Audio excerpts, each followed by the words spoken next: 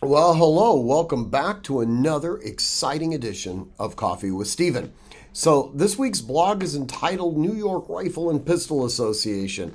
I'm sure you guys have been waiting for me to comment on this. As most of you already know, last Wednesday we had oral arguments before the Supreme Court in New York Rifle and Pistol Association. Now, this is a very narrow scope of inquiry. At least that's the way the court has articulated it. They focused exclusively on whether or not the Second Amendment extends outside the home.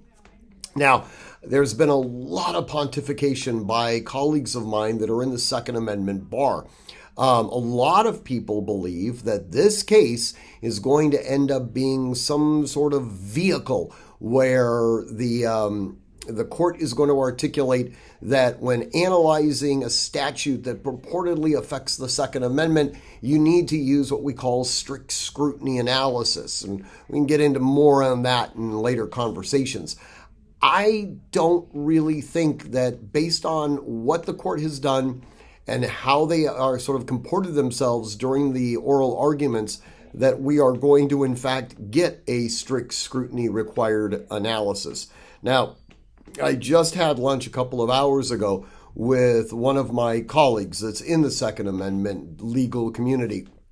And he's still very bullish that this is the direction that the court's going to go. So I'm somewhat of an outlier here. In fact, I think I've actually sort of brought my law partner into my way of thinking. I think he's in my camp as well. So the major and I are both kind of outliers on this.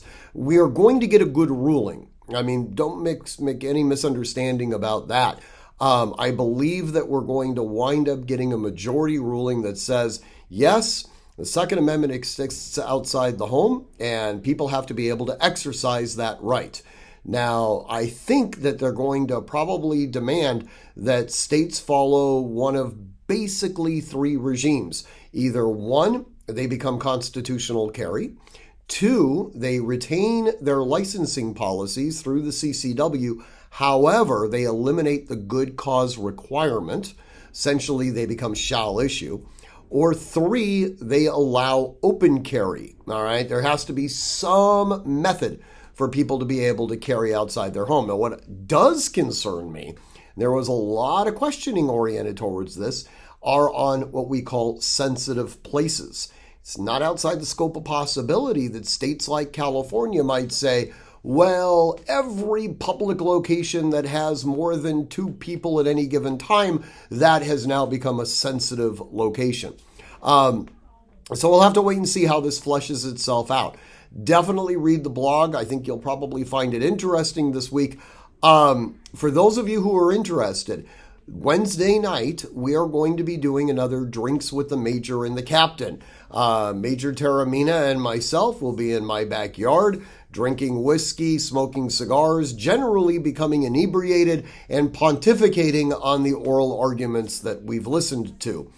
You can view us on Zoom. You just need to sign up so we can get you the link at artemishq.com. As always, I want you to train constantly, train consistently, train repetitively, and train with purpose. Above all else,